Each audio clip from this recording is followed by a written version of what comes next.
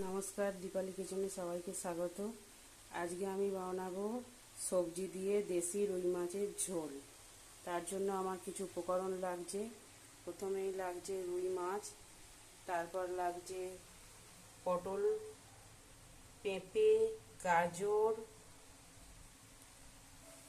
আলু, আর লাগছে নুন, চিনি, পাঁচফোড়ন, তেজপাতা, জিরে গুঁড়ো, ধনে গুঁড়ো, হলুদ গুঁড়ো, আদা বাটা, আর লাগছে সাদা তেল, সর্ষের তেল, আর পরিমাণ মতো জল।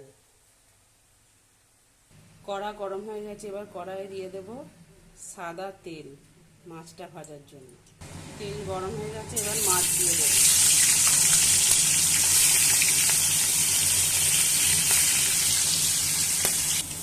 মাছগুলো ভাজা হয়ে গেছে, এবার তুলে নেব। মাছগুলো লাল লাল করে ভেজে তুলে নিয়েছি। এবার ওই তেলের মধ্যেই পটলটা ভেজে নেব। পটলটাও লাল লাল করে ভাজা হয়ে গেছে, এবার তুলে নেব। এবার কড়াইয়ে দিয়ে দিচ্ছি সর্ষের তেল। গরম হয়ে গেছে, এবার পাঁচফোড়ন দিয়ে দিয়েছি, তেজপাতা, করে দেবো কাঁচা লঙ্কা আর আদা বাটা। একটু নাড়িয়ে নেবো, আদা কাঁচা গন্ধটা দিয়েছি। অল্প একটু হলুদ গুঁড়ো দিলাম, হলুদ গুঁড়ো দিয়ে নাড়িয়ে নেবো। এবারে দিয়ে দেবো জিরে গুঁড়ো, আর দিয়ে দেবো ধনে গুঁড়ো। সামান্য একটু জল দেব।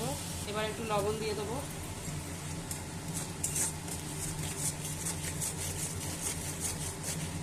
এক চামচ চিনি দেবো। এবার সবজিগুলো দিয়ে দেবো, আলু, গাজর, পেঁপে। সবজিগুলো দিয়ে একটু নাড়াচাড়া করে নেব। মশলাটা কষানো হয়ে গেছে, এবার জল দিয়ে দেবো, পরিমাণ মতো জল দেবো। এবার ঢাকা দিয়ে সেদ্ধ করতে দেবো। ঝোল ফুটে গেছে, এবার ভেজে রাখা মাছ আর পটলটা দিয়ে দেবো। মাছগুলো দিয়ে একটু ফুটিয়ে নেব। ঝোল ফুটে গেছে, ওপর দিয়ে একটু গরম মশলা ছড়িয়ে দেবো। আপনারা চাইলে দিতেও পারেন, নাও পারেন। রেডি হয়ে গেল সবজি দিয়ে দেশি রুই মাছের পাতলা ঝোল। ভিডিওটি ভালো লাগলে লাইক, শেয়ার অ্যান্ড সাবস্ক্রাইব করে দেবেন একটা। ধন্যবাদ।